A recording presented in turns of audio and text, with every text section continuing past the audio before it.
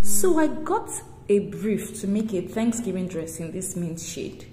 Up I went to Balogun Market, started sampling from this to that and that, and we finally found this. Me that was snapping. I did not realize I would be fighting tooth and nail with this fabric, literally. You see this cloth? It has plenty stones and plenty pearls too. And for me not to lose my machine needles to this fabric, my hands had to get to work. My thumb and index finger is still on fire. The style required that I worked with chantilly lace. I had to decide on this or that, and myself and my customer eventually did that. Yum yum. Let's cover you up, shall we? The pleat on the bottom part was constructed.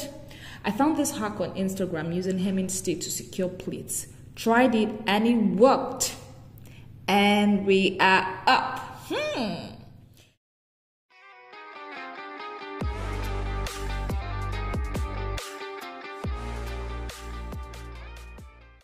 This mannequin will get body shower.